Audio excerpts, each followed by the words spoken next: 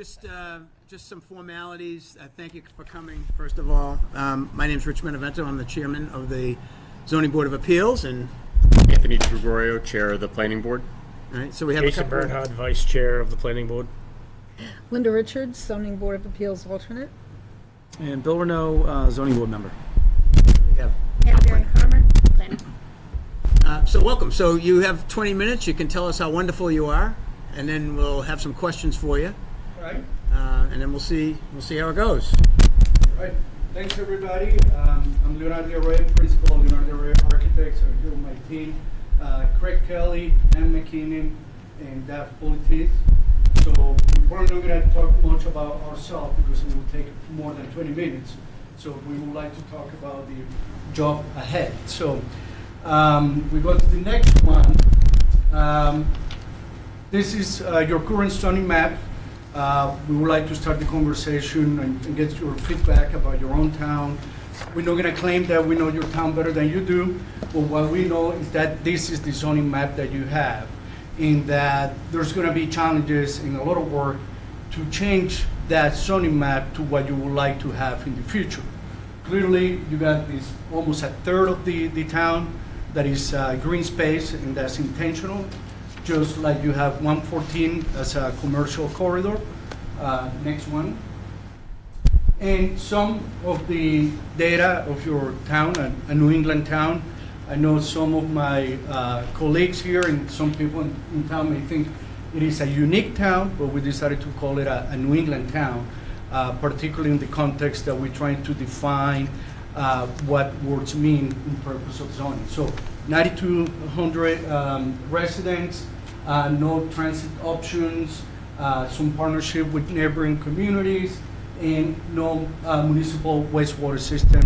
That also some of the challenges in terms of infrastructure that exist, that even with the most willing zoning changes, those are some of the limitations and characteristics that the town has. Next.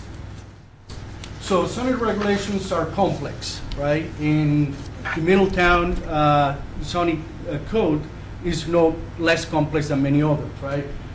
We understand you have about 10 zoning ordinance section, 6 overlay district, 8 plus definition, in 70 cells in the table of dimensional requirements.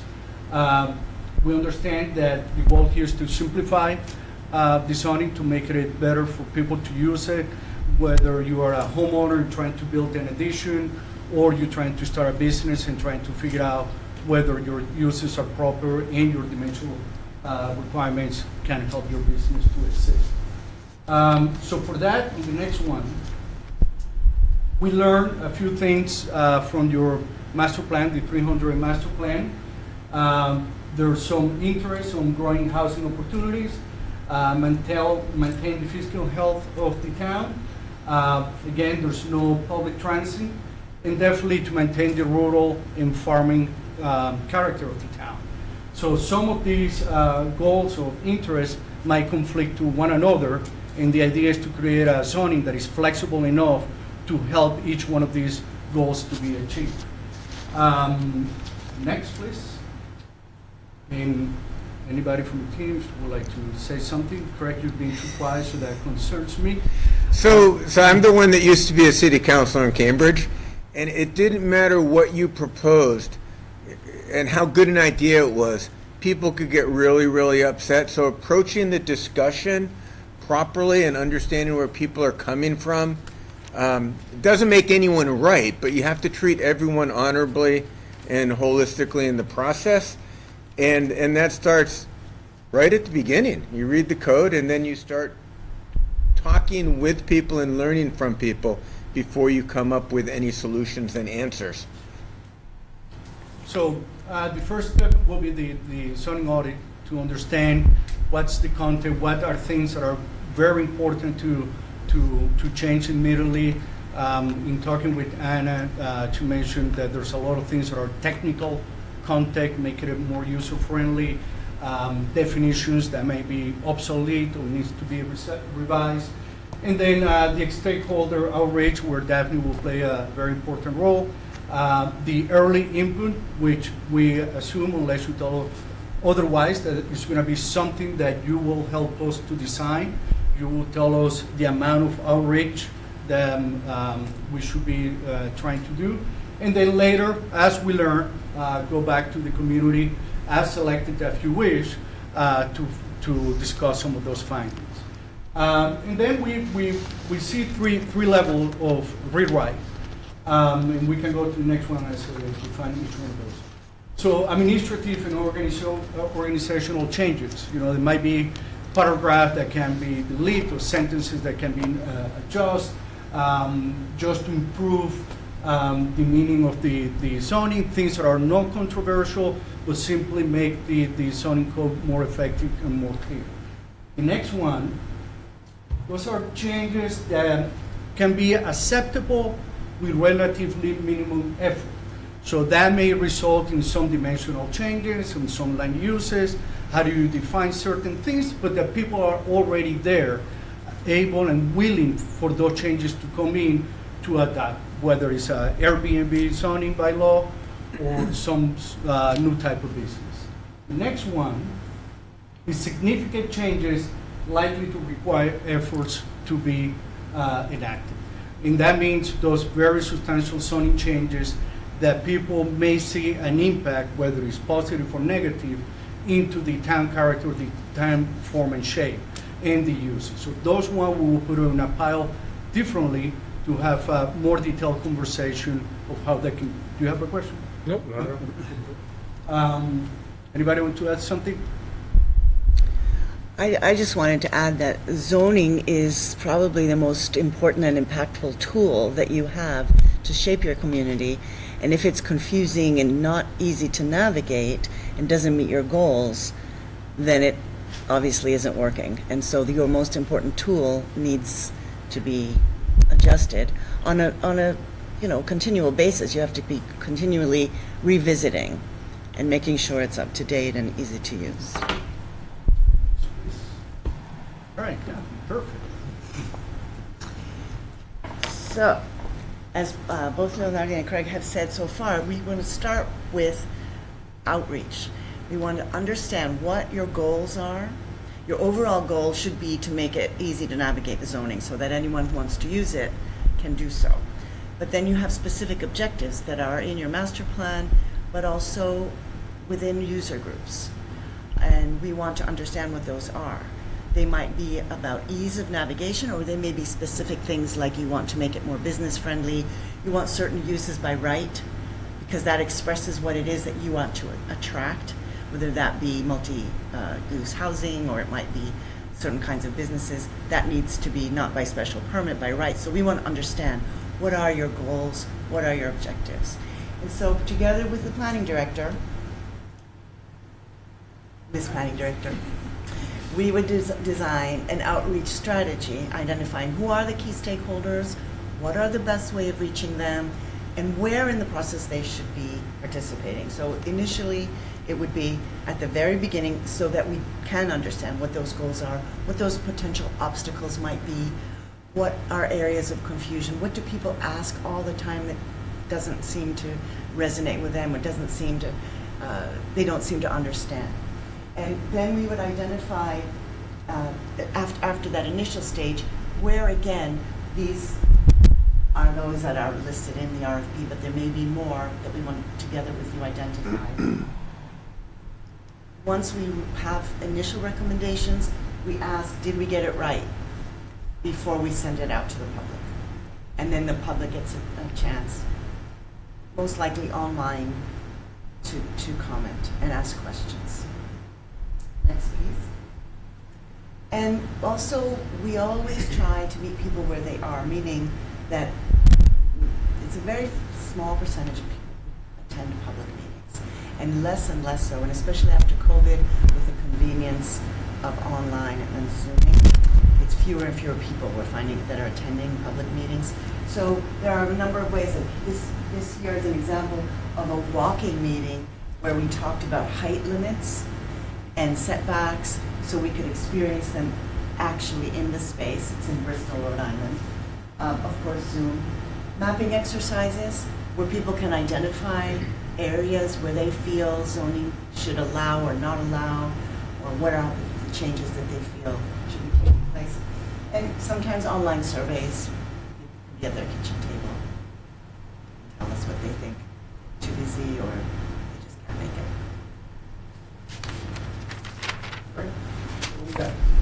So we went up before the meeting and had something to eat at the little field up there. And it's, to me, it's sort of the perfect example of the challenge. You've got a beautiful old farm trailer or a farm tractor that captures your agricultural and sort of rural nature and history. You've got 114, with traffic backed up 15 miles in either direction. You got the girls softball team coming in to get tacos. And it's this mix of all these different things. And how do you take your plan and your people and create a zoning that protects that you really want to protect, that makes, that place so symbolic of what Middleton seems to be, and at the same time doesn't stick you with a past that really isn't sustainable. The world changes quickly, and we had wildfires in Lynn last summer. I mean, there are things out there that we have to be ready to think about and think about quickly, and zoning should give people predictability, but should not constrain us to this thought that change is not something that we embrace. So we want to be thoughtful about it. We want to help people accept it. We want to be able to tell people that we can't do what they want, but we absolutely can't ever tell people that they're wrong. They have their opinions and they are not wrong. It just may be something that's not possible given the other conditions that the zoning's hopefully going to accomplish. With that, we're confident that zoning is an implementation tool, and that's a lot of the work that we do, as architects, planners, transportation planner, politicians, grandmothers, parents, cyclists, and everything. We understand the issue. We understand that there are infrastructure limitations, that there are perception of different people, how they see their community, and then zoning have to be as flexible as possible. So we got to do. Thank you. So we don't have canned questions for you, but I'm sure all the members here will have some questions. Right? And I will go to my colleague to my right, the chair of the planning board. Anthony, why don't you start off? Any questions? Yeah, thank you for your time. Thank you for coming in and for the presentation. I took a look through the application and some of the past work history and things like that, and I see a lot of urban areas, work in Cambridge, work in Arlington, but you also have done some projects in the burbs. Can you talk to me a little bit about what type of conflicts you may have seen in towns similar to Middleton? One that comes to mind in particular is Stowe. It's about 7,500 people, so pretty close. Infrastructure is a challenge, in the amount of open space that has been preserved for years and that's the intent, whether it's a stay on land or locally owned land, those are limitations. And you may rewrite the code whichever way you want and say a quarter of acre piece of lot to build a single family home is not going to work with Title V, right? So these are the things that the zoning has to be very realistic. And people know each other. There's plenty of stories that people know who own X property, who owns the other one, and who's coming back, and all this kind of thing. And I think that makes the process very, very, very interesting. But the realities are right there in your face. That the smaller the communities, the sense of the community is much closer. In Westport, it's the same thing, and you can see situations similar to what a road can do to divide a community, whether it's north versus south or west versus east. The characters start to be different. There are different groups that you're talking with, different income groups and all that, all back in smaller communities. And I'd like to add to that in communities that think of themselves as being rural, oftentimes people say, oh, they'd want more places to go. But then when we talk about what that would mean changing the zoning to make for more business areas, then they worry about the traffic. So there are a lot of contradictions sometimes in what people say they want and what they fear. So it's about having those discussions and really identifying what are the priorities? And then what are the potential conflicts and how can they be mitigated? Thank you. Craig Hartwell is a member of the zoning board as well. Craig, questions for, Not right this second, but I will. okay, Mr. Renault? No, I thought you guys had a very strong proposal. I think you were the only one that actually provided the work plan, as we asked you to do in the RFQ, which is great. So that's always a good thing. No, I think the approach is solid. This is now our second interview. I like what I am hearing. I think a lot of what we're looking at is our zoning code is just really antiquated. And that's what I see as probably the main piece of work to start with. And I think it's going to be interesting to see what areas you may identify for, future projects. And I think that's the right approach. And we weren't necessarily hearing that from one of the other applicants. So I think this is great. I agree with Bill. It's a good presentation. That's what we're looking for, is not more of a big scope of redesigning everything, but trying to make the infrastructure work a little bit more than it's been working lately. So I appreciate the fact that you actually, took the time to look at what Middleton already has existing, and you had a good summary. And as far as the traffic issues, you hit the nail on the head with some of our, being a septic town. So I think you showed a pretty good understanding of where we are currently. Linda?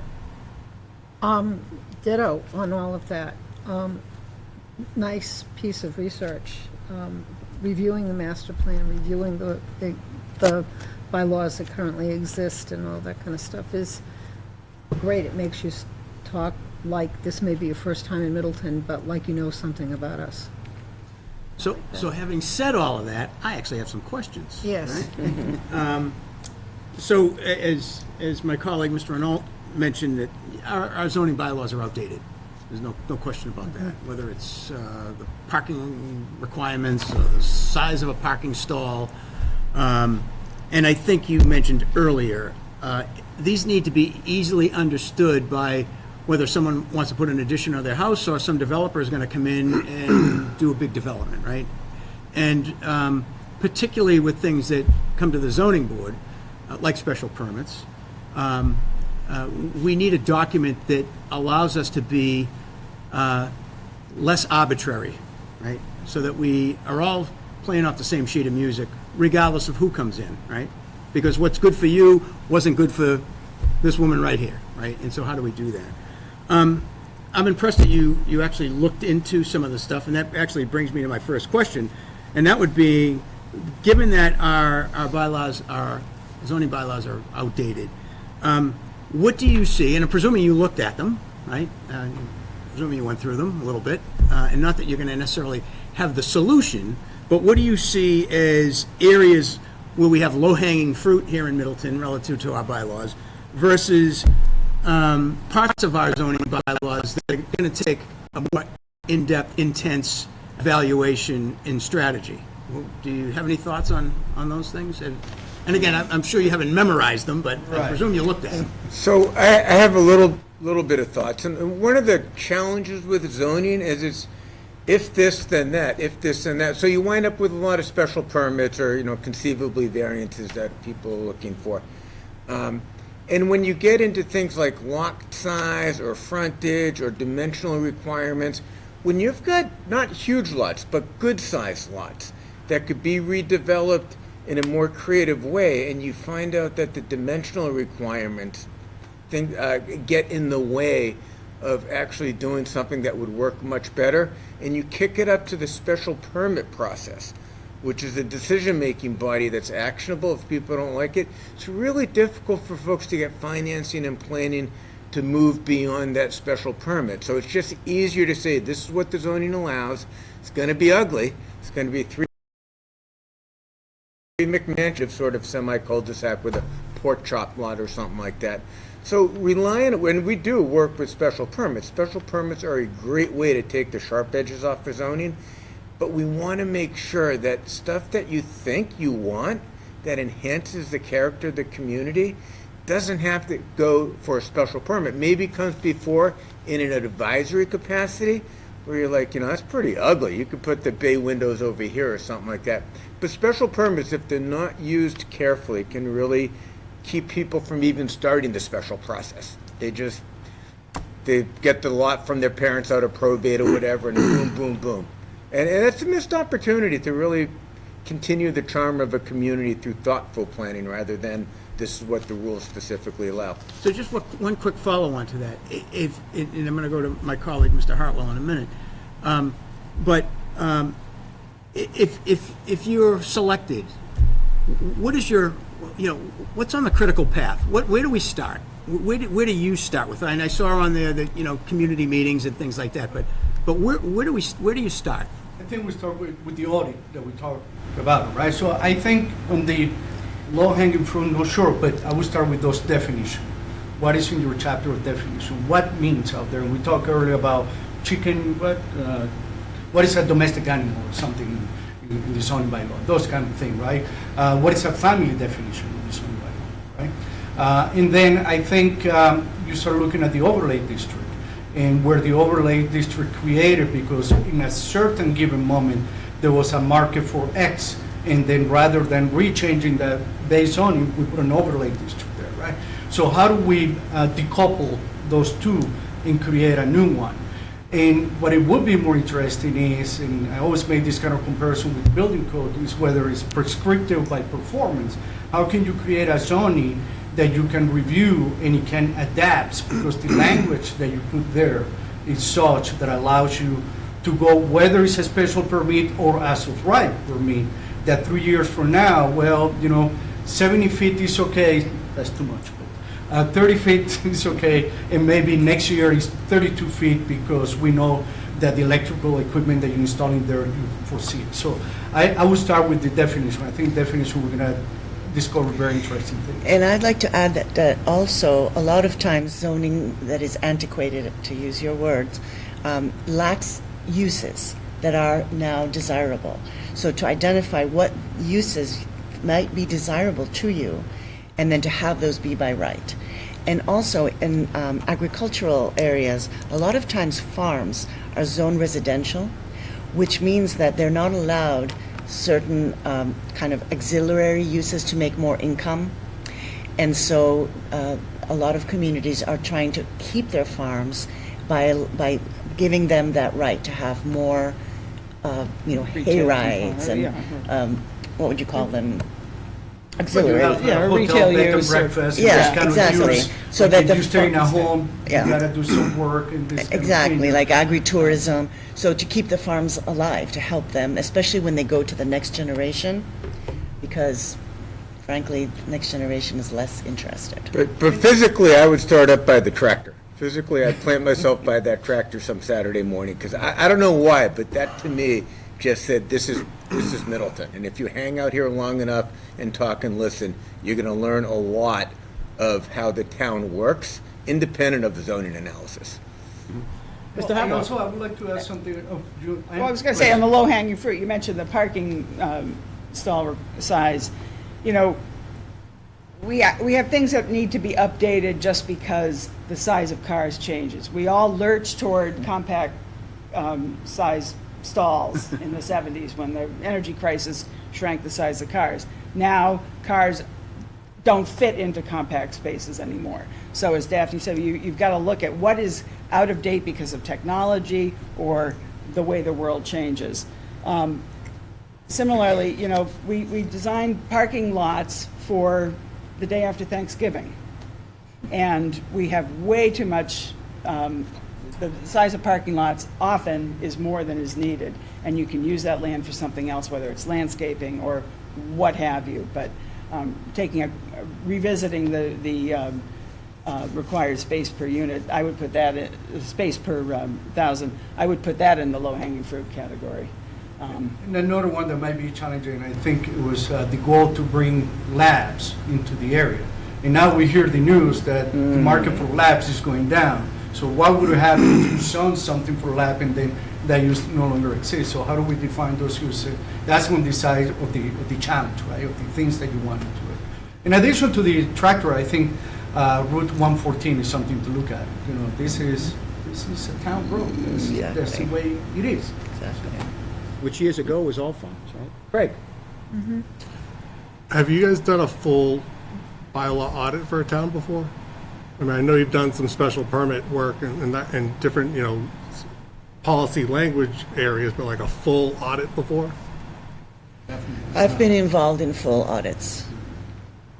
And I have too as a city councilor. We did the whole Envision Cambridge, but a one-off for me now. Right, but I mean, we're also looking for for a full audit to when we say low-hanging fruit, you telling me policy changes is not what we're really looking for in the first layer of low-hanging fruit. It's stuff that isn't legal anymore or that's obsolete, things that are more ministerial. That should be the first thing that is reviewed. I mean, that's really the primary focus, is to make sure that what we're doing is, current with 2025 law. I mean, we did it back in 2008. Things have changed just since then. It hasn't just been since the 70s, so it's really, but we recognize that stuff is obsolete by statute or what have you. That's really what I'm looking to hear that you guys have an expertise in, because that's really And should be the sometimes primary over focus. The time. policy changes is great, the community outreach and getting people to have bigger parking spaces and, lots that conform with Title V and all that, those are things that we should definitely be, having community discussions on. But we don't really need community discussions on the real low-hanging fruit. And so that's, And oftentimes, over time, when things get added to the code, Right. they contradict with things that are already in it. Yeah, we have that going on. but that's kind of why you're here. Yeah. what The triggered policy it? changes are cool, but the driver of this is to get our bylaws current, functional, something that the people, the townspeople can understand and apply to their property, but also that's legal at the time and functional. So You basically look at, basically look at it as okay, you have this in your current policy now. No, strike that. This is going to be the new one. You can't do this. You can't do that. You want to, focus on, like they're saying, is bring us up to date to where we are, we're abiding by the new current and, enforceable laws. So when Leonardi talked about starting with the definitions, in general, I'm a lawyer, so in general, we start with definitions. And some of those will be, you get a lot of them, but not as many as other places. Some of those will need changing, some won't, some will be missing, but that's a starting point. And from there, we will learn more about where to go. The idea of well, I mean, the idea is to go through all of it. oh, absolutely, absolutely. But you start with the definitions. Right, but I mean, this isn't like a big leap. I mean, it's just the first step is to go through word by word, and So, yeah, we go. And then- That's what we mean with the audit. So the table of the dimensional requirements, right? So it's 10 feet or 25 feet.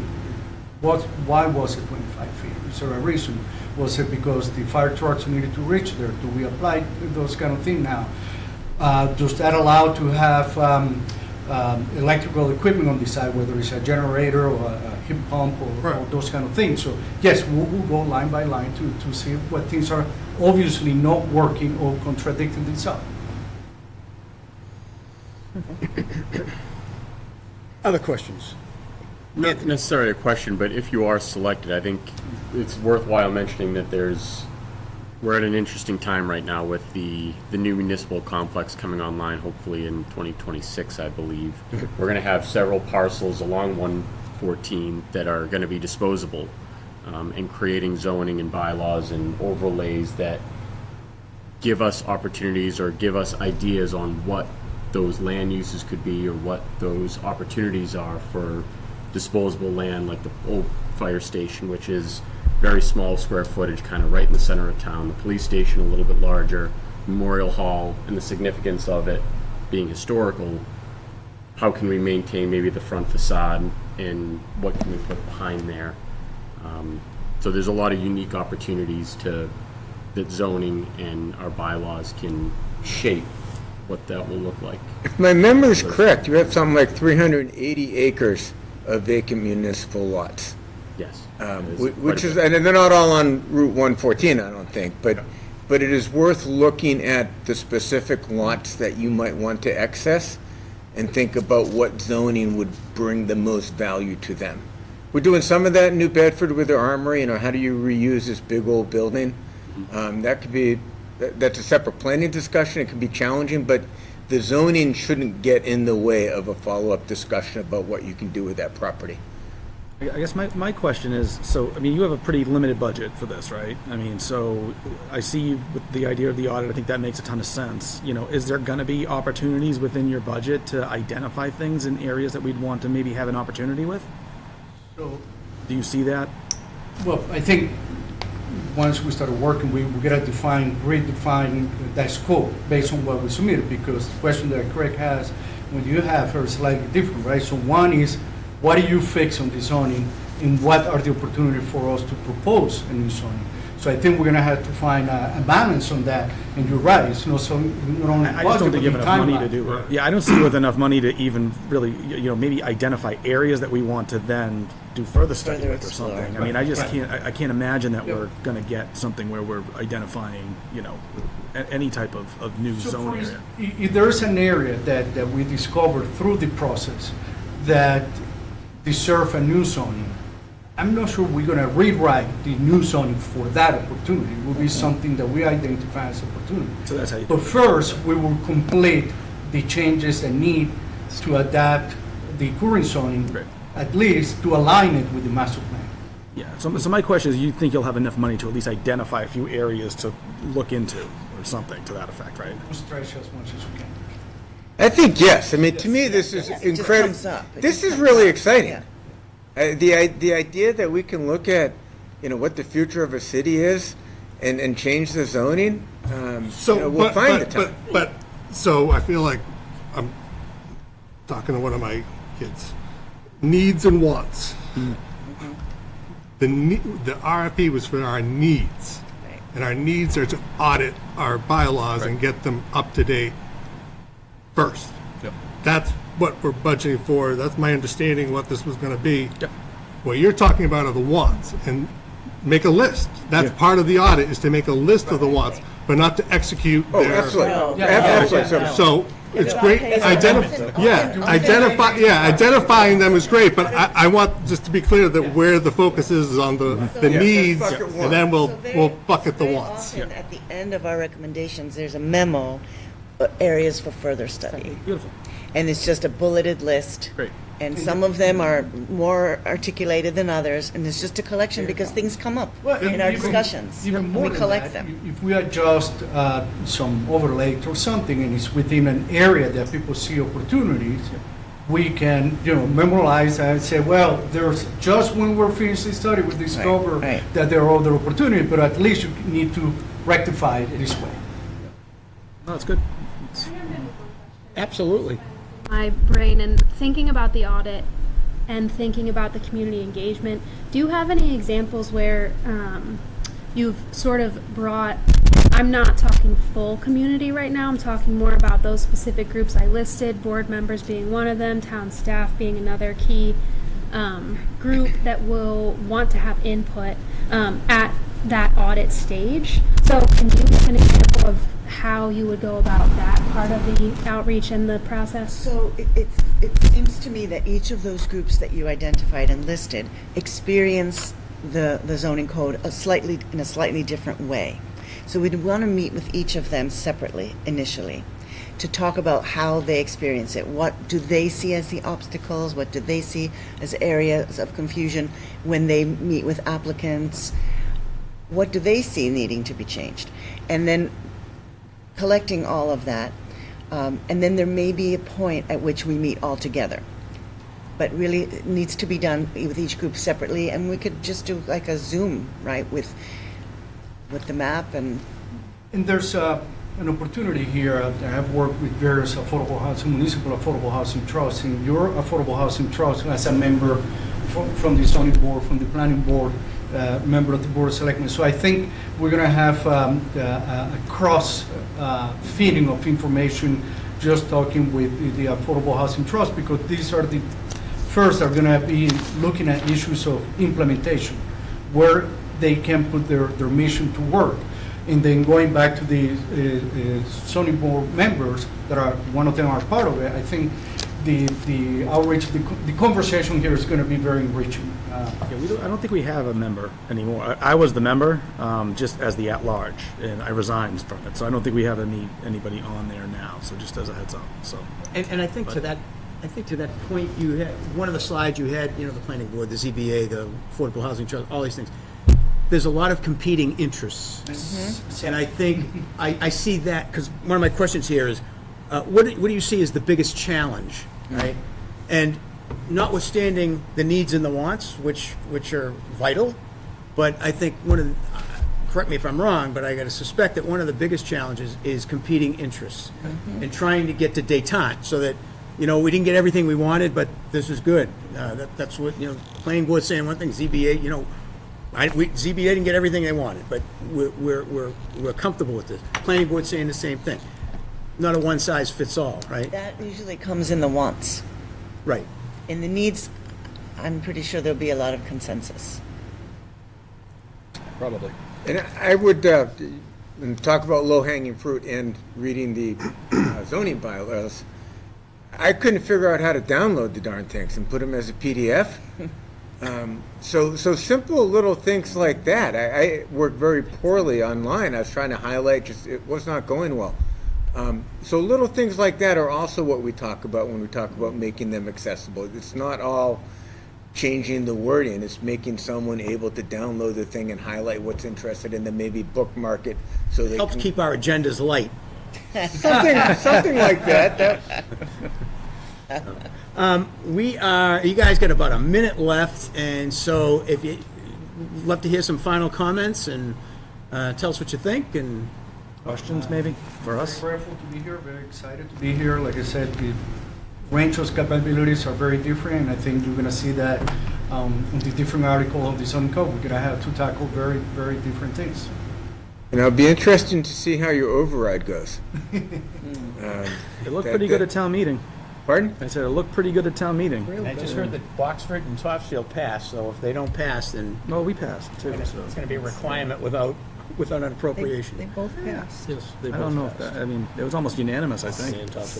So I have a question for you.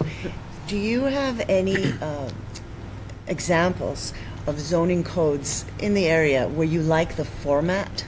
Because formatting is also part of making it easy to use. I have And you don't have to answer that now. I do have a starting list. I don't have them right in front of me, but I'm great. happy to Good share to that. know. And if anyone else has, I definitely do. yeah. Anything else, anyone, before we wrap up? No? Thank you very much for coming in. Thank you all very Really much. Appreciate your interest. Thank you. And Yeah. Great to see you again. Thank you. we will be in touch. Thanks very so much. much. Appreciate it.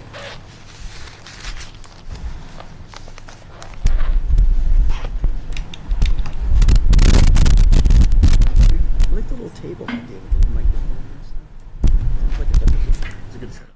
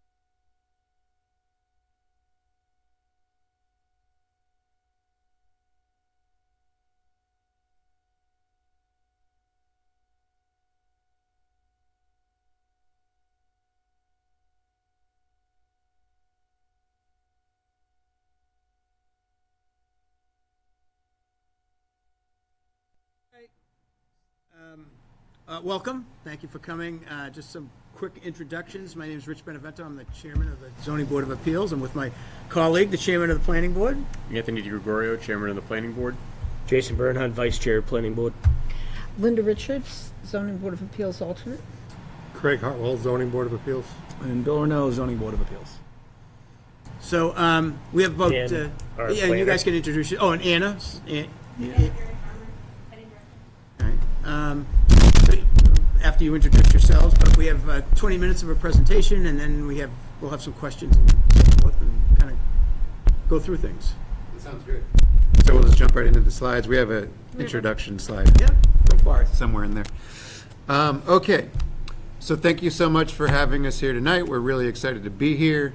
Not everybody is obsessed with zoning, but we really are. It gets us excited, and we love talking about zoning and going through all the different issues that end up in zoning. So really excited about the opportunity.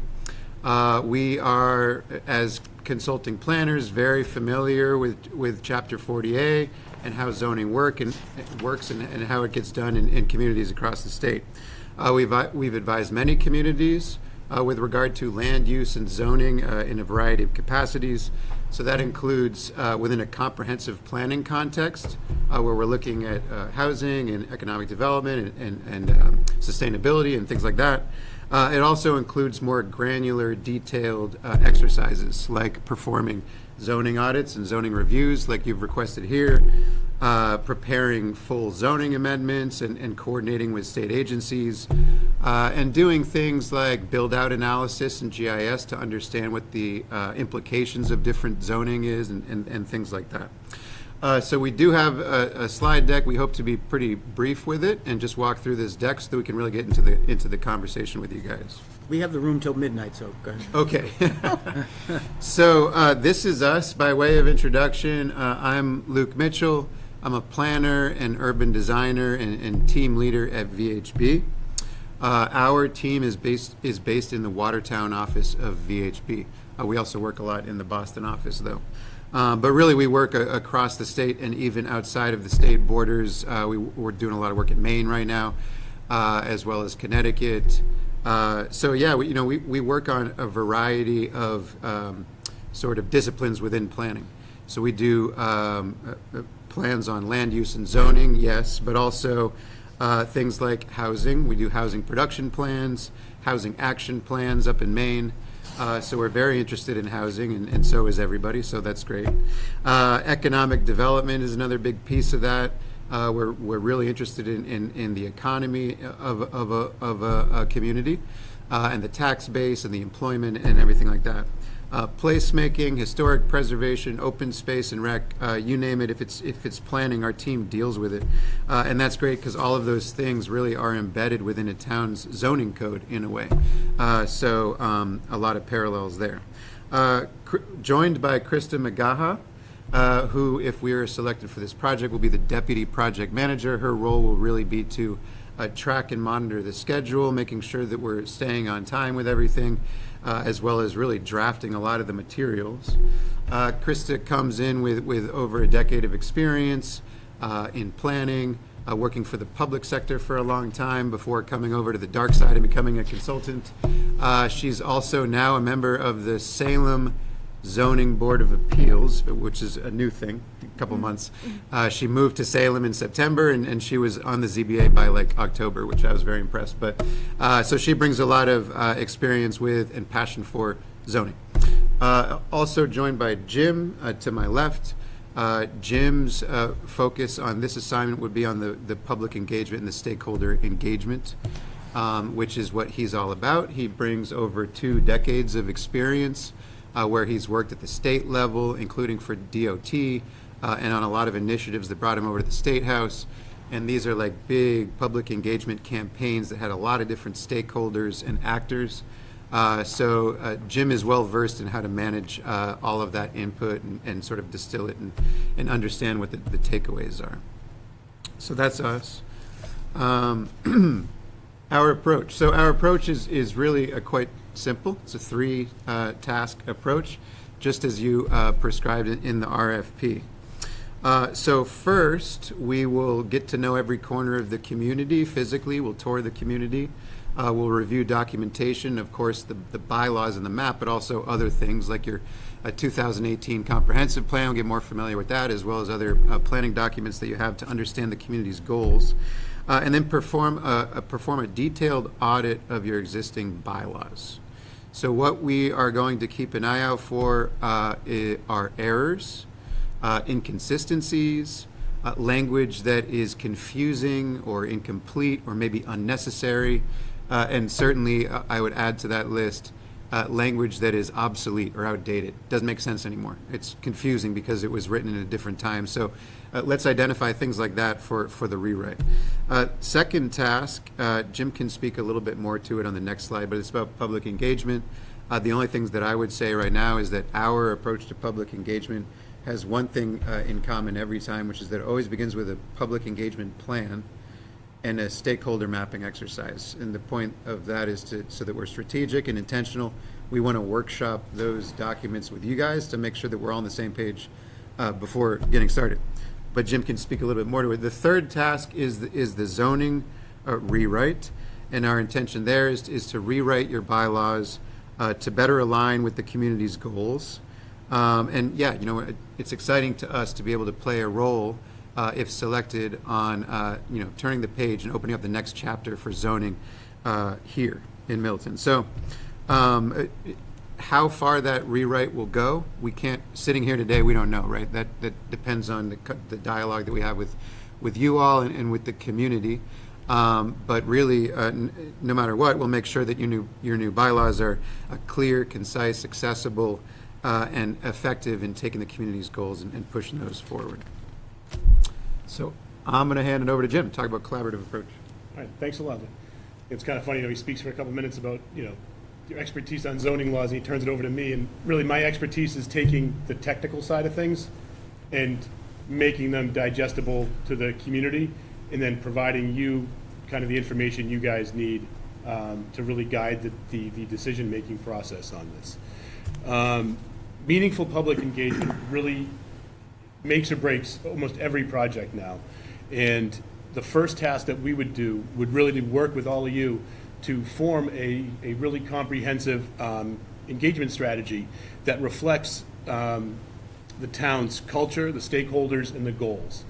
Because ultimately, the members of the planning board, the ZBA, you guys, you're the ones that really deal with this every day.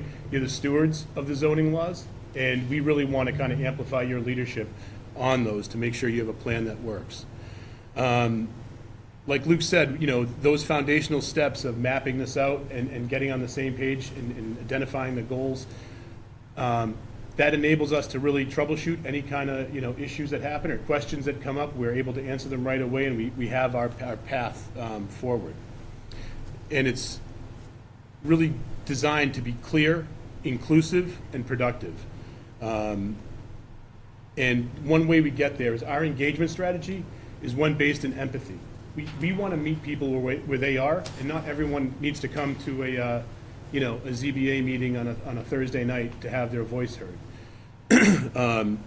And so through that whole process and continuing conversation with you, this engagement strategy would really be designed to support your leadership and clarify the community's priorities early and consistently.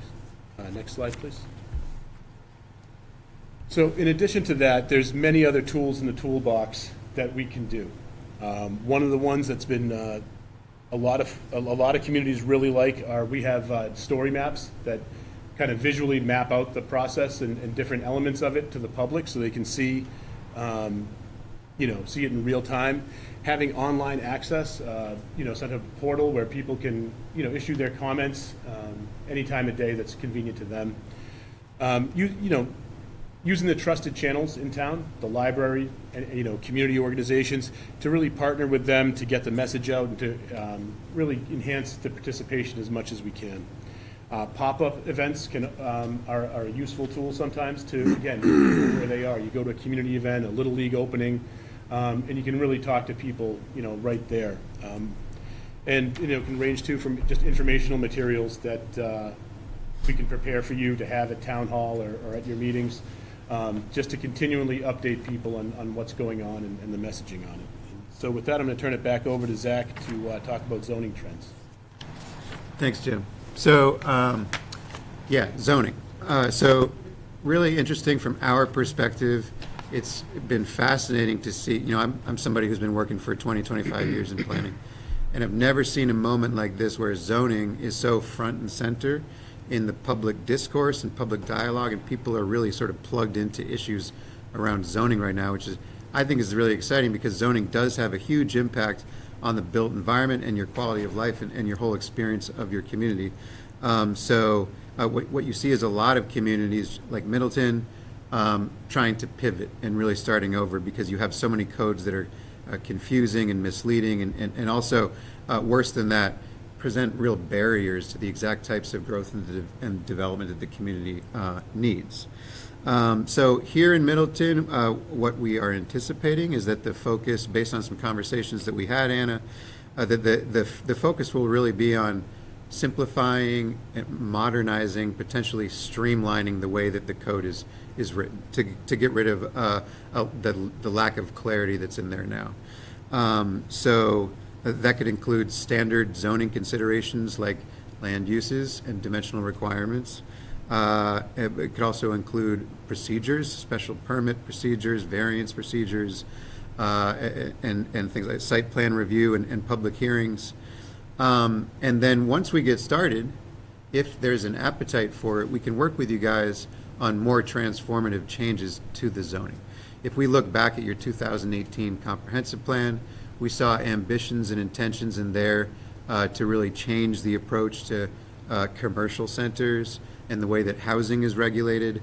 Of course, that was 7 years ago. We don't know sitting here today what the sentiment is now. That's something that we would really get into with you from the beginning. Just know that if there is an appetite, we're very happy to work with you on things like incentive zoning. I think you do have some incentive zoning in your bylaws now. So is it sufficient? Is it working? Could it be improved or enhanced? Yes. Okay. It can be improved.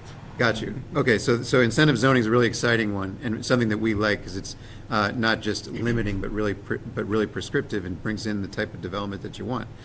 So there's that. The inclusionary zoning provisions are things that a lot of communities have. You got to have the right economy in place to make sure it's not going to turn away developers because it's just going to make the project too expensive. It's something we could explore. Parking regulations is always a big one. Is there too much parking? Is there not enough parking? Is the parking in the right place?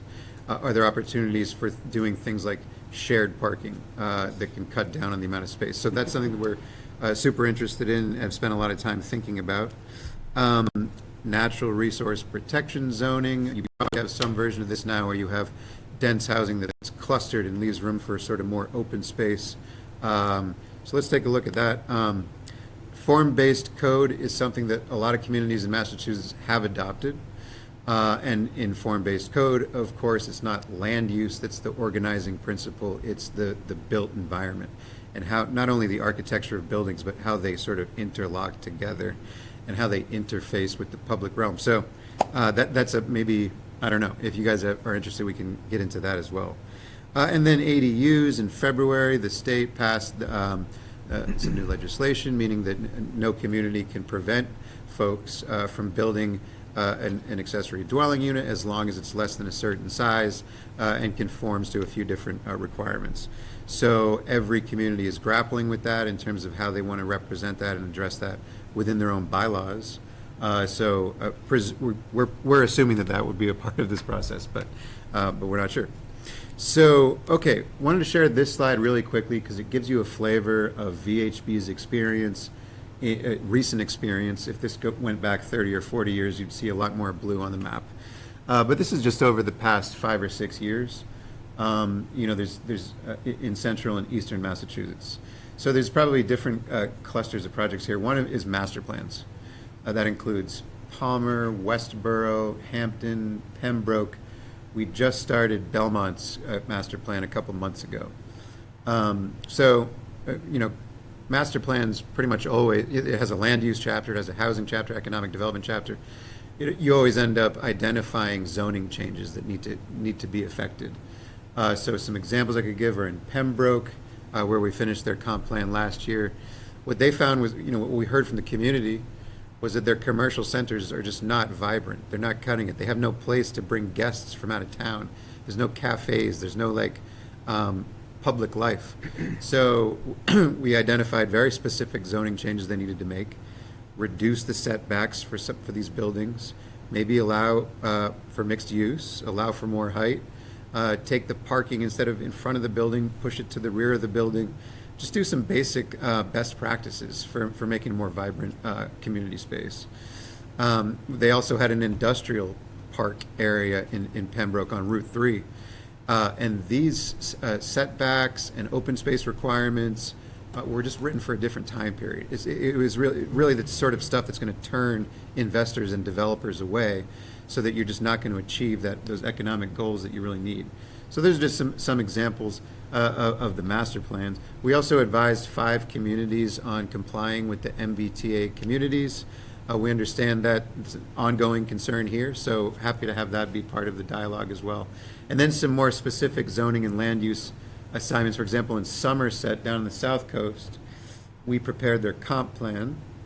And then coming out of that, we did a full zoning review. And then we created a development guide that the town could share with interested developers. It says, here's the 8 opportunity sites in Somerset. These are the best development sites in town. So, outside of the purview of an assignment like this, but sort of related in a way. So if you could go to the next slide, so I'll hand it over to you, Krista, to talk about the schedule. Yeah, absolutely. So as Deputy Project Manager, I will be responsible for scheduling, communications, and timeline management. So this would include monitoring and managing overlapping activities to keep everything on track, tracking progress, and adjusting as needed to meet deadlines. Also coordinating messaging with the team and with stakeholders, and most importantly, making sure that your expectations are being met throughout the entire process. So looking at the project schedule, it's organized into the 3 major phases that Luke touched on earlier, with milestones for key deliverables shown marked by stars. So phase 1 is the zoning audit that would kick off ASAP with a kickoff meeting, a community tour, and the zoning bylaw review. And then it would conclude around the end of July with the draft zoning audit report, which would be submitted to you for your review and comment.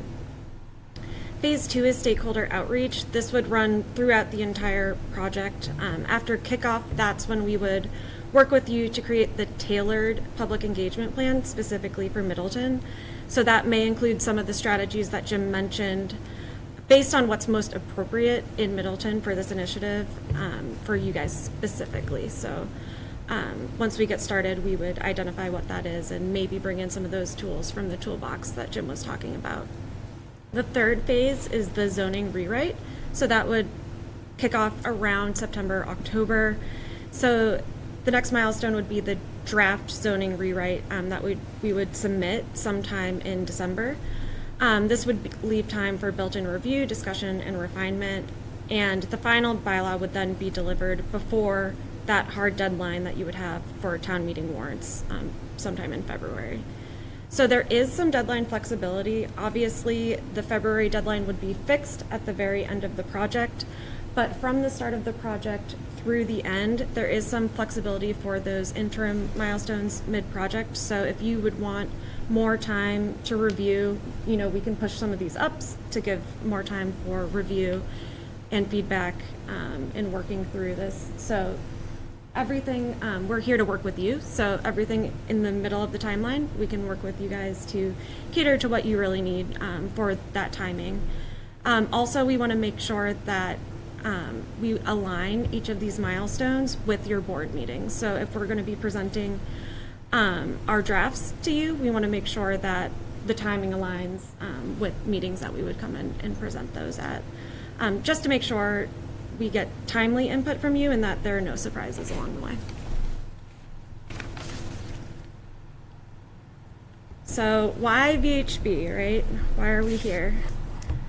So like Luke said earlier, it might be hard to believe that anyone's really enthusiastic about zoning bylaws, but we are, as a team, genuinely excited about this opportunity. We're a Massachusetts-based team. We have decades of combined experience working alongside planning boards and ZBAs throughout the state. Personally, in my 6 years that I worked as a municipal planner, I gained a deep appreciation for how zoning shapes a community's growth and its future. So now, as a current zoning board member, I know firsthand that zoning needs to be legally sound, it needs to be clearly written, and it needs to be easily enforceable without any ambiguity. At VHB, we have access to a deep bench of professionals in housing, transportation, environmental planning, and permitting, and we can bring in expertise as needed throughout this process to support the goals of the project.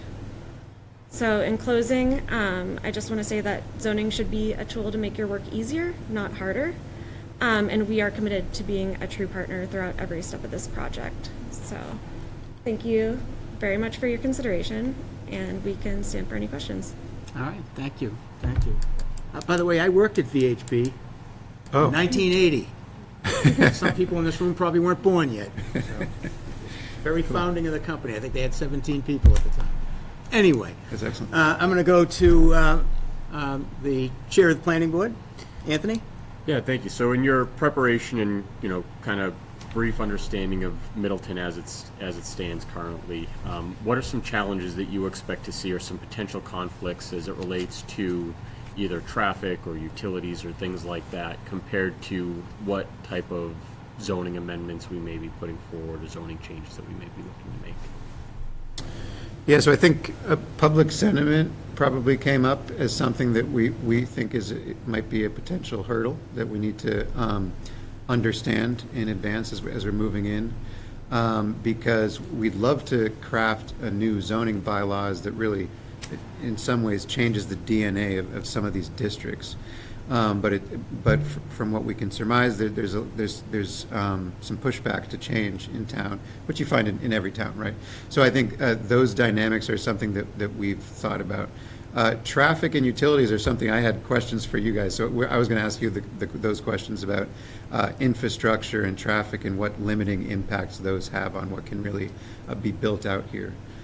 So I don't think we have an answer yet to those specific questions, but that's certainly something that we would absolutely want to dissect when we get started, which is we work with communities that are fully built out with water and sewer and everything, gas and everything. We work in other communities where everybody has to be on septic and everybody has to be on well, and that limits what you can do. So I'm not familiar with those conditions here, but curious to hear. So yeah, that's us. We're a septic city. We don't have sewer. Okay. From a transportation standpoint, we don't have any MBTA services. The nearest MBTA station's like 8 miles away. Yep. 114 is continuously a traffic nightmare. We had a 40B proposal come in where the Angelica's property is. It didn't perk for 200 units, but if 200 units were built there, would have definitely created some more unique challenges. And we have some areas that are town-owned land and town-owned properties that are going to be disposed of in the next couple of years once our municipal complex is up and running. So the zoning and the land use could shape what those properties turn into once we dispose of them. And ultimately, many of them are on 114, so it'll have an impact on traffic. Yeah. Yeah, I mean, VHB is unique probably in terms of the types of businesses that would go after an assignment like this, because under the same roof that we sit in, we have civil engineers and we have transportation planners. So those are groups that we could really connect with as we're getting started to think about those issues, because obviously the lack of utilities is a real problem for large-scale development. But also traffic. A lot of these state highways just have a ton of through traffic. Again, we have this great transportation planning team that does traffic counts and technical traffic studies and modeling of different configurations for roadways. And we have a great relationship with DOT where Jim used to work. So we could definitely weigh in on all that once we get started. I'm going to go to ZBA member Craig Howell. Craig.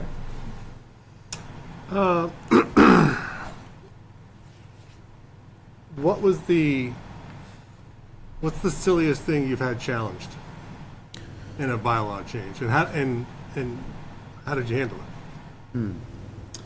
There's always something, right? Like, Yeah. why are they picking this? Like, I think in Pembroke, we had some interesting challenges. For example, there's a big pushback against bike lanes, which maybe, I don't know, some people might not see that as silly. There's pretty much zero bike infrastructure in that town. And there's a lot of people who want to ride bikes. You know, they don't have anywhere to ride.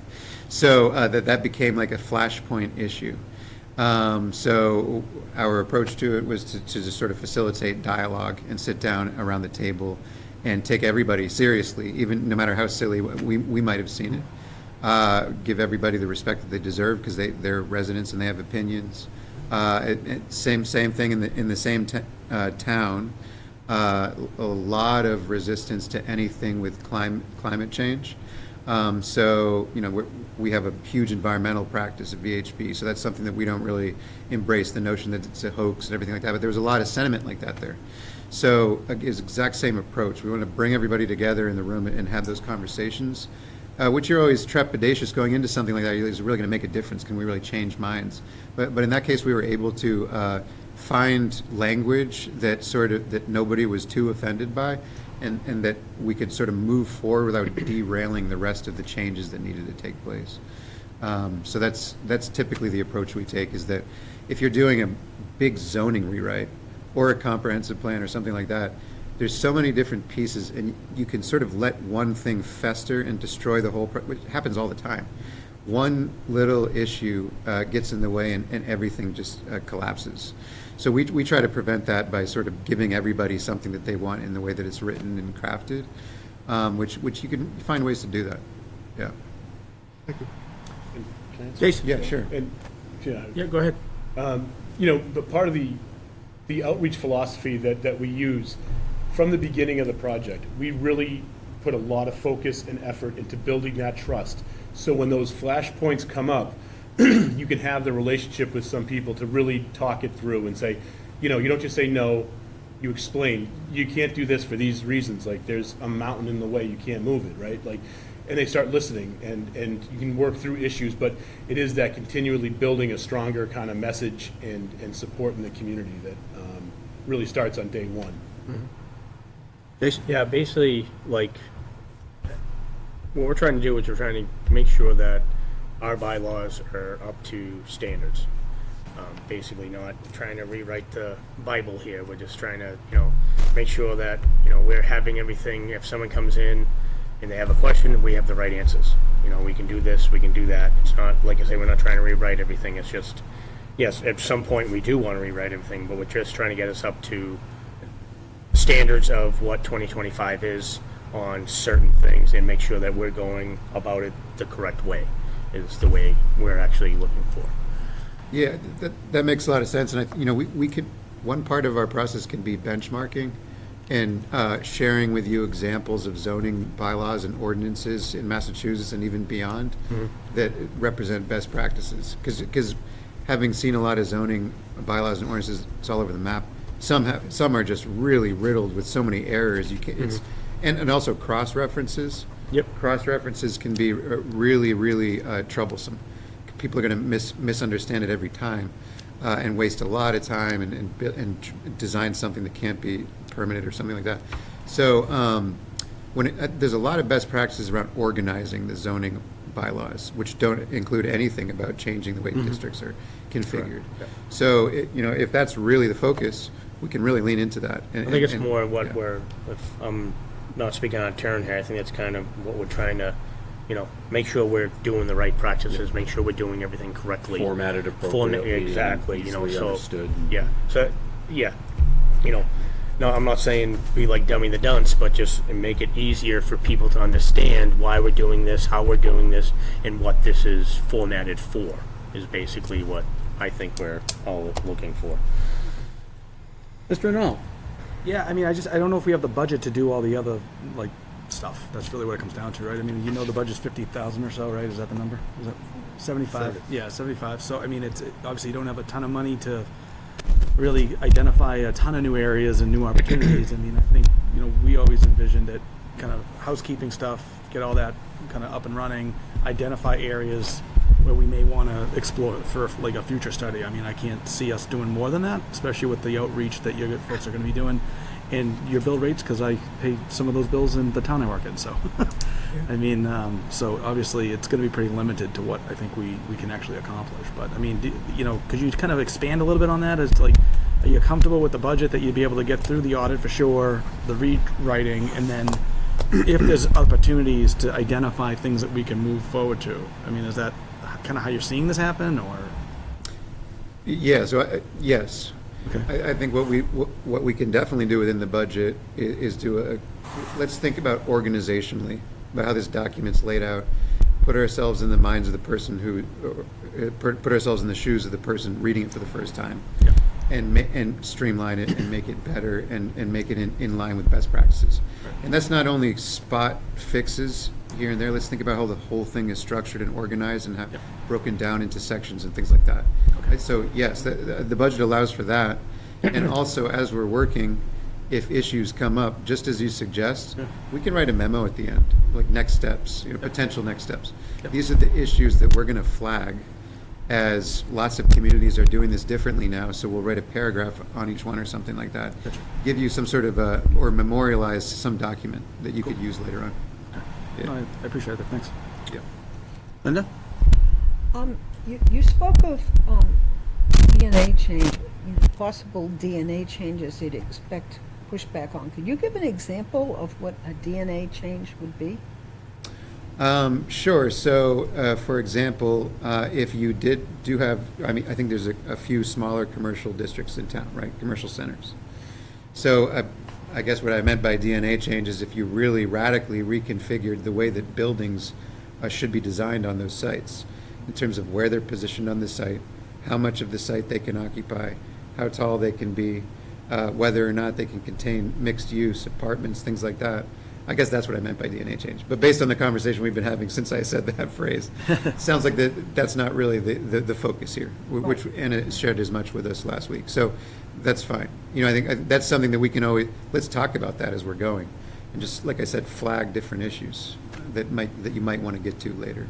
Yeah, I don't think the term DNA change is really going to fly in town, to be honest with you. I think we kind of like time I said it, I promise. Yeah, we kind of like the DNA. That's why we're here, right? You just bought yourself another month of outreach. Yeah, I know. This is kind of shallow end gene pool. I have a couple of questions for you.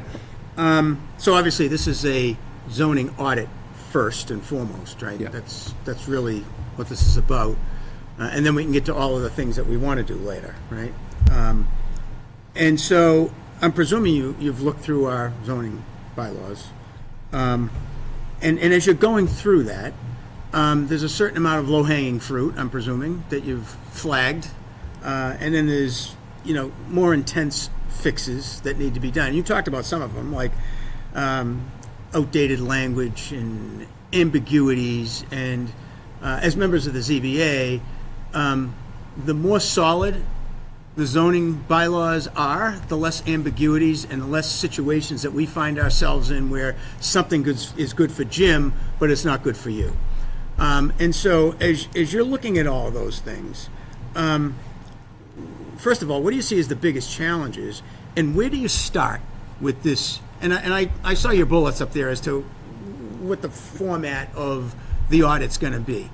But when the rubber hits the road, where do you start? What are you going to start with? What do you see as the biggest challenges in starting that audit and getting through that audit, so then we can get to all of those things that we want to do at some point, right? I will just say something really quick. One of the first things we'll want to do is talk with you all. What are the common things that, whether it's conflicts in conflicting regulations on something that you're interpreting, what are the common things that you encounter often with this code as you're interpreting it? And that definitely is one of the places that we would start. Just in your experience, what are the common issues that you keep coming across? And then we will get into the code, and definitely if there's any conflicting regulations, often there are, and anything like that. But definitely starting with what is your experience, what do you see often, and what do you think needs to be fixed based off of how you keep having to interpret the code that you have. Yeah, agreed. So issues that have come up with applicants before. And yes, we've looked at it, but only skimming it, right? I think our process would begin with going through it with a fine-tooth comb and understanding every section and just start building out a list. Like we can have a few columns. Sort of errors is one, inconsistencies is another, unnecessary language, incomplete language, whatever the case may be. We haven't done that yet, but that's where we would start, and building out a full list to make sure that we're circumspect. What we want to do, as Krista alluded to, is to sort of walk through that list with you once we have it prepared. So to me, we're going to start at the minute scale, like as I called it earlier, like spot fixes. Like, oh, this sentence is confusing, let's rewrite it. Okay, fine. Oh, this is a cross-reference to something else that cross-references to something else. Okay, let's flag that. So I think if we can work together on nailing down those issues, then we would progress to taking a step back and looking at how the whole document is structured, and in terms of how it's flowed and how things are grouped together in sections. Because without having the answer right now, my guess is that can be done more rationally. It was written a long time ago, and it's going to be embedded in a conversation about best practices. Let's look at the towns that have gotten it right, 5, 10 towns, whatever. Let's give those to you. We'll read them ourselves. Let's talk about what is working before we just jump in and say, let's fix this. I think, so we want to articulate best practices and then get in there and do the sort of roll up our sleeves and do the hard work of getting in there. Because I had a kind of a follow-on to that had you Yeah. gone through it, because I was going to say, did you find anything where an immediate red flag went up, where you went and you said, have you seen this, what's in the Middleton bylaws? Oh my gosh. But I'm just curious if there was any of that, that red flag went up and like, wow, maybe we don't want this project, right? No, I think we honestly haven't looked deep enough to see as many red flags as you might expect, but. I mean, they like zoning, but I mean, give them a break. Christmas is in December. But one thing that did jump out at me when I was looking at the zoning bylaws is maybe based on the conversation we had, something we're not really going to focus on, which is some of the setback rules and the heights and things like that. So, but again, that might be a moot point. In terms of really finding out where those things are hiding, errors and inconsistencies, you got to do a full read through to identify a lot of those things. So that's my cop out of an answer. I don't have a quick answer for you. Sorry. These are challenging questions, I know that. Yes. Anna, questions? Yeah, one question for you all, and you touched on this a little bit, Krista, when you were just talking about getting started and hearing from different folks in town. There are several groups, the folks at this table being one of them, who are users every day, but also other boards, town staff who have a lot of thoughts and actually a starting list to jump off from of things that have become an issue or are something that's high priority to address. I'm curious how you go about those conversations generally. Well, so could I answer that question with a question, which is, we spoke a little bit last week about how in-depth the public engagement is going to be.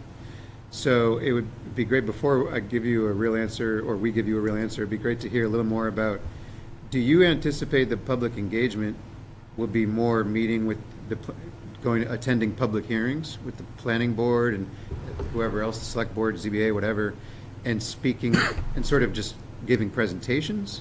Or is it more like a lot of the stuff Jim was presenting, like getting out there, setting up a table at the farmer's market and meeting people? I think it's the former.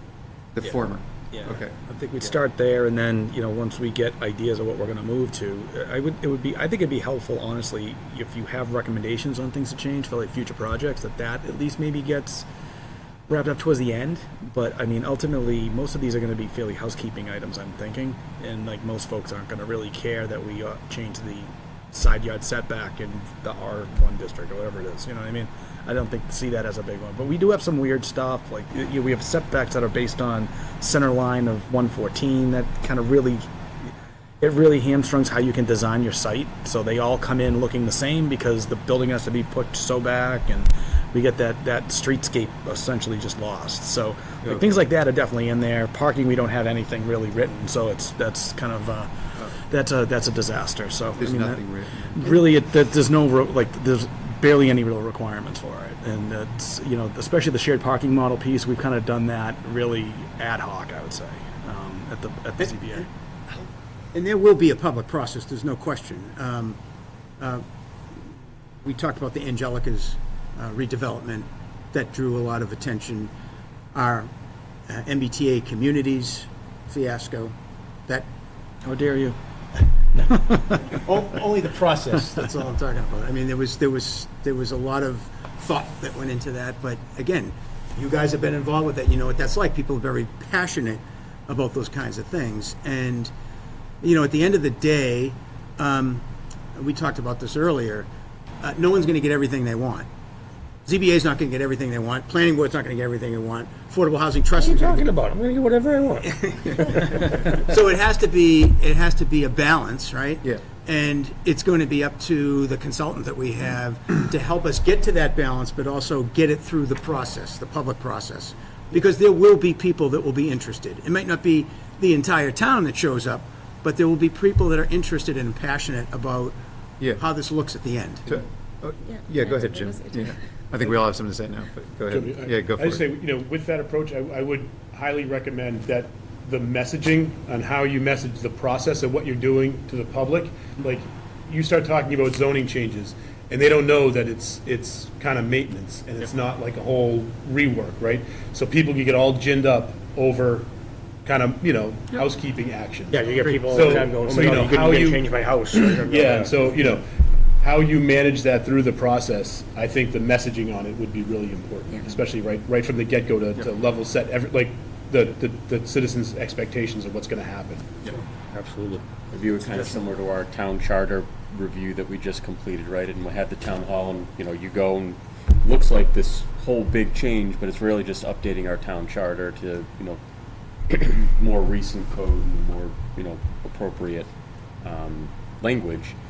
Yet we still have, you know, 3 or 4 amendments on the floor of town meeting to either strike part of the changes from the code, or, you know, I think that's what we would want to try and avoid through the public engagement process, is something, you know, at town meeting to say, yep, okay, here's 5 amendments to the proposed zoning bylaw changes.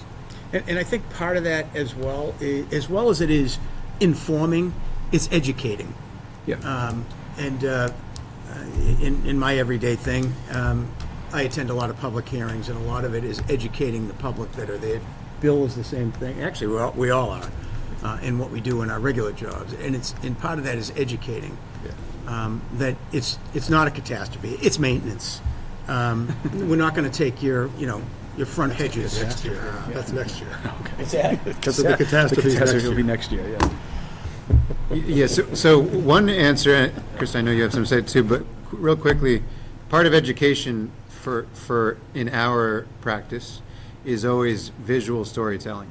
Because a bylaw is a long document with a whole lot of words and tables and numbers and things like that.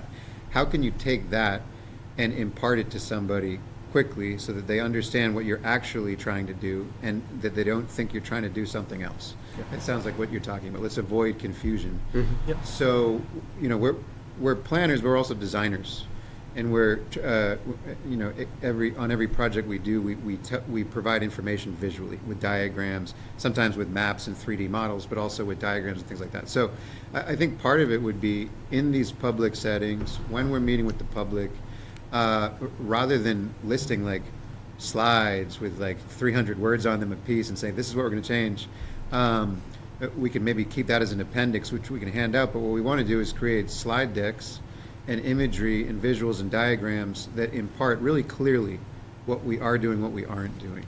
And I think that's something that we can bring as designers. I mean, we hear it all the time. We want you to fix it, but don't change anything. Right? So, there you go. Craig, other questions? I'm good over here. You good? Yes, sir. I'm good. Good over here. Linda? I'm good. Jason? All set? Anthony? Can we do it cheaper? But you are over budget already with the proposal, so. Yeah. I set this up as like a qualitative, or is that right? Evaluation based on qualifications. Yeah. And I'm happy to have discussions about the budget after we have a top choice. I mean, and that's, I always say, you know, if you need your kidney out, you're going to get the doctor with the cheapest price. No. Right? So we want the best team, but obviously we are somewhat restricted on the budget for this thing. So we plan to get together with the selected consultant and work out what those numbers can be. Obviously, it's a critical path of these of what the mission is here, which essentially is that audit, get through that process. So, any additional questions for us? I have an additional comment. First, I will say, when we put together our proposal and our budget, we didn't know if we were going to be rewriting the entirety of and coming up with an entirely new zoning code. So keep in mind that we hadn't had our conversation with Anna yet. You know, and that takes a lot of work, identifying and, you know, inconsistencies. You know, there is leeway with our budget to, now that we know exactly what you're looking for, to work I within have that. one last question for you. And I've interviewed consultants in the past, and I've been the person being interviewed. Is this the team? Or do we see you guys today and then we get the third string someplace else? No, we'll be the core Second team. string? It's not only us, but it's definitely us. Yeah, But okay. we know that, we know consultants do that a lot, and we know some consultants who do that a lot. Get the shiny suits at the interview and then Yeah, you yeah. never see them again. No, that's not us. We are very much deeply ingrained in every project that we do. We care about equality and a commitment to quality, and we wouldn't do that to you, is the answer there. But there are other people who are not here with us today who would be brought in, especially folks from our transportation planning team, as I mentioned, and our civil engineers, who can speak to some of the issues that you brought up about utilities and things like that. Bill and I know some of them. Yeah. Well, Good, yeah. Got a couple engineers on the board, so. We have plenty of engineers at VHB. Yeah, you do. Questions for you is, one, we sort of talked about all the ones that I had written down. Here's a question. On your procedures for granting permits, granting special permits, people coming before the planning board to get special permits, and how, are those all working fine and we don't need to talk about those? The special permits are issued by the ZBA. It's issued by ZBA, okay. And tell them your issue. They usually come to the planning board first. We make a recommendation to the ZBA, and we can make recommendations with conditions based on, you know, parking changes or driveway, you know, different site plan changes. But that's typically how a special permit works. But the permit is issued by the ZBA. But you're asking about the procedure to get there, right? I'm asking, Like is it the configured application the right and- way? Yeah. Do you want to consider Yeah. making adjustments to the procedure? So we recently rewrote our rules and regulations. So we took a stab at that, a year ago maybe? Does that sound about right? Yeah, so a lot of what we were finding is that really deficient submittals and minimal information on the plans, so that we really, I focused a lot on that when I was rewriting it. So we started to get there, but I think I'd like to codify some of that stuff within the bylaw itself, obviously. So that's one biggie. And like I said, the other couple of pieces I just added, I mean, I think those are pretty important. The parking, obviously, and Okay. I mean, for example, projects on 114. Do you need a traffic study? Probably, right? So with things like that, I mean, the Angelica's project had a big, probably the biggest discussion on that project was traffic. You know, what is this going to do to, it's right in Middleton Center, right? So what is that going to do to traffic? We've had other projects on 114. We know that 114's a nightmare. I mean, unless you have an hour to kill, you can't get from Market Basket to Town Center on a Friday afternoon. So it's things like that. And that's helpful to the applicants as well, so that they know what the expectation is, you know, so. Okay. What about accessory dwelling units? Where are you guys in we terms passed of- the had a couple. bylaw in December. We passed a Good. ADU bylaw in December. Yeah, some of it I think needs to be tweaked, but they're going through with council on that. So some of the stuff I think conflicts with the, you know, they kept rolling out those kind of the regulations. They changed them like 7 times. So we did it on, I think, iteration 2, not iteration 7. Okay. So we have a few things that I think don't necessarily jive. Have residents done any ADUs? We've or- had two so far, That's and I awesome. think we'll be having more. Yeah. Great. I mean, we have a lot of land, and even though we're on septic systems, adding a bedroom for an ADU isn't necessarily a huge lift depending on your septic tank size. So you can just expand most of the fields are just expanded like 5 feet, so it's very doable. So Yeah, I'm expecting a lot more. And town meeting voted down MBTA's community twice. Yes, We it ended up did. getting a MassWorks grant as part of the Angelicas project to redo Middleton Center for $2 million. And of course, the letter that came with that said you have to be an MBTA community. That's a requirement of this grant. And of course, now, there's been, as we all know, there's been back and forth lawsuits and this and that, so. So what are the next steps? We filed in court for relief. So one of the things I had identified a while back was that we're an adjacent community, but we're actually adjacent to all adjacent communities. So like we have nothing near us. So we're one of I want to say there was 3 when I looked at it. Yeah. And so we try to use that as one of them. Plus, one of the big things, if you read through it, it talks about adjacent communities only having, say, I forget what the number is, like 13% additional housing stock. This was pushing us actually higher than most every other community. It put us well over 20%. I want to say it was like 26% or something, 27%. Yeah. So it's clearly they had their algorithm that they ran or whatever it is. I mean, I thought we had picked a good area that wouldn't have been developed. Town meeting didn't agree with me, so here we are. So, but the other option, I think, it's definitely a good proposal, at least to try to maybe squeeze our way out of it. So hopefully we can. It's interesting, if you wanted to get surrounding community designation when they built the casino, they weren't using the same map. No. Yeah. No. They weren't using the same map. No. So, anyone have anything else? Thank you for coming in. Appreciate the presentation, the time you put into it. Absolutely. And we will be deliberating. Yep. And Anna will be in touch. It was great to catch up with you guys. Thank you. Thank you very much. Thanks for your proposal, folks. Nice to meet you. Jim, when did you move? I've been at VHB for like a year and a half now. Year and a half? Yeah, something like that. Yeah, it goes fast. It sure does. How long were you at VHB for? I was there from 1980 to like 1983. Okay. It was just VH at the time. Russlin was there, but he didn't have his name on a shingle yet. We had about, I don't know, maybe 17 people. We were at 184 High Street. We were so small, we had a copy machine, and there used to be a thing you plugged into it, and we shared that with Restaurant Brokers of America. We didn't even have our own copy machine. So it was very early. Very, very early. Yeah. Much bigger now. Yes, it is. A little bit. Yes, it is. 30 offices, 2,200 people, I think. That's a lot. Yeah, pretty crazy. Yeah. They really, I had hair then. yeah. All right, thanks, guys. All right, thanks for coming in. Thank you. All right. Thanks, folks. I had here in 1982. See you later. I think I did too.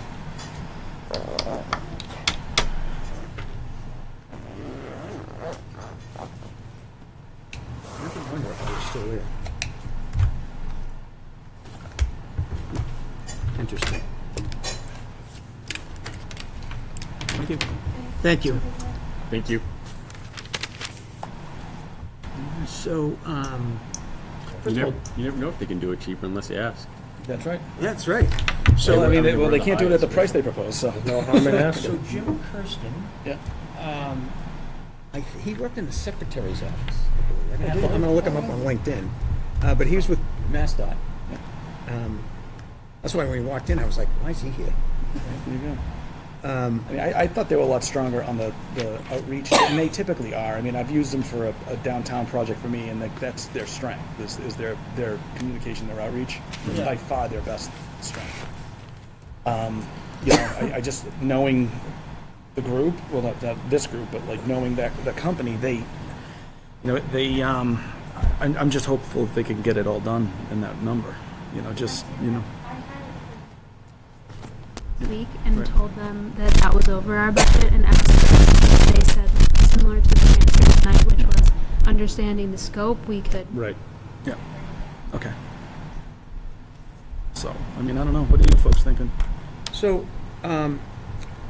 so I thought the first group seemed to know a little bit more about us. They did. I thought the VHB presentation was, again, kind of canned stuff.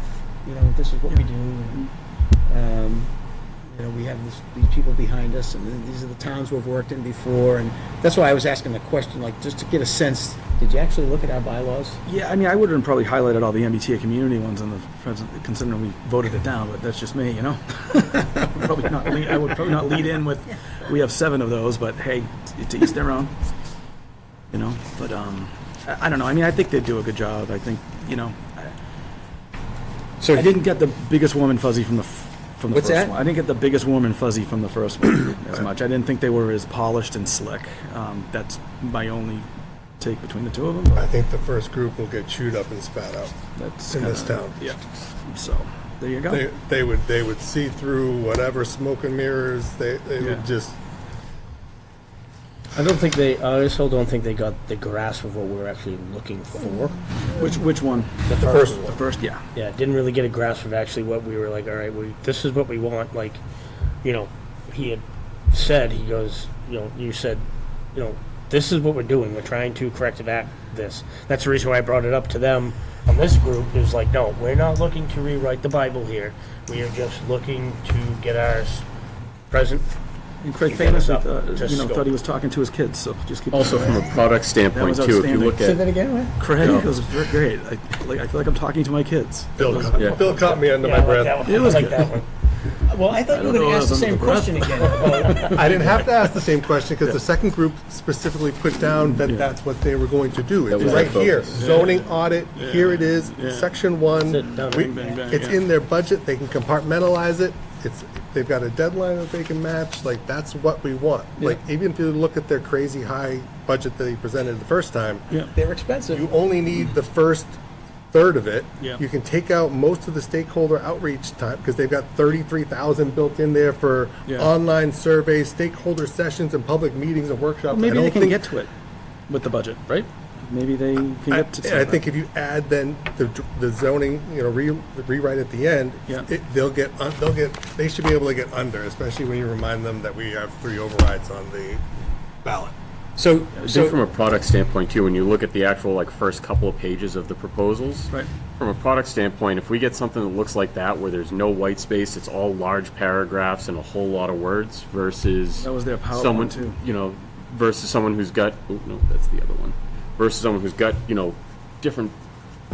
It looked cleaner. This looked much They cleaner. have Was a much whole easier to digest. They have a whole team of that just does that, like the marketing materials and the presentations. I mean, they're always a strong looking. So Craig, as you're going through their cost proposal piece, I mean, we do expect that they're going to have to get to the zoning rewrite. yeah. Oh yeah. Yeah, Yeah. Okay. I think that. No. I'm saying no. I was more focused on the middle section where they've got a Yeah. third of their budget tied up in the stakeholder outreach that I think Yeah, that's where- 33 where- grand, yeah. where we've redefined or helped them redefine the scope a little bit. I Right. think they'll realize that if they're looking for the low-hanging fruit, you don't require 10 community outreach events to tell them you're changing, you know, a modifier in this one sentence. Right. You know, it's- Yep. We don't need that's them out what- at but a that's transfer also why I station asked on a them, like, Saturday morning. what's the silliest stuff you've had to deal with? Because that's kind of what we're looking at. Like, Yep. we're not looking for game changers. We're looking for stuff that people are going to have to go and really, with a fine tooth comb, try to scrutinize. Yeah. Required versus preferred. Yeah. Right. Like that. I mean, that's the extent of the challenges we're looking for. Is Yep. like that kind of stuff. Not, you know. Let's create 7 new overlay districts. To, Yeah, to oh, this. no, We don't- yeah, I don't- not we so don't. much. We don't want that. That's not thank what you. we're looking So by the way, Jim is he's the manager of VHB of Public Outreach and Engagement. He was the chief of staff at Mass DOT Yeah. for quite a while. Yeah. He knows his stuff. He's been around the block a few times. So I mean, So to that end, like if they can limit the scope and tie it down to where we're looking at and get it under budget, not only do I think they're appropriate for this project, but probably acting on their Yeah, memorandum I think we could afterwards. use them in They're other, a good team other to team. areas also. Yeah, and we can budget that and cut it out, and present it to the town as as it comes. So it sounds like we have consensus, right? Is everybody on board with that? Absolutely. Seems heads shaking on that side. What about the middle? Which again, goes to the agree with that? process, right? Because haven't because been they voted scored the a voting lowest member. on just I know, looking at the but I'm just proposals. saying, I mean, your opinion's still, your Always It's gotta a opinion's have complete them. reversal Yeah. of our numbers, right? Yeah, but that's why you have them come in, right? Yeah, absolutely. Absolutely. Meet the team, see what they're gonna do. All right, so Anna, what is next? Is this group, are we providing a recommendation vote? What are we doing? We don't need to vote on it, no. I think consensus from this group is enough for me. I will make a recommendation of award based on both the first evaluation and the interviews. And then, assuming they can adjust their budget, we would move on a contract. So should that come from Anthony and myself? Who's it coming from to wherever this is going? It will come from the town administrator. Come from where? The recommendation of award? I think that I could make the recommendation of award. Okay. Yeah, Yeah, you would, based right? on both this. You can make, you can make this that, conversation and and then. then Justin would be the one Justin that signs off He on it. signs off on it, Exactly. he would Okay, present the good. contract. Yeah, and I am hoping to, once we have someone signed on, hopefully VHB, I'm hoping to move pretty quick at the beginning, so we can get some of this up and going before it's like full summer break time. Yeah, for sure. And it might be a little tough too with, summer coming and vacations Yeah. and all holidays and all that stuff. So, Try to yeah. use June. Keep it moving, yeah. All right, folks. I This will is have great. I will have more time on my hands, as you know. Thank you all. Thank you. To adjourn or anything? Thanks for pulling it all together. Sure, I'll accept the motion to adjourn. You want to second that? I'll second. All right, without objection. We're adjourned. Thank you.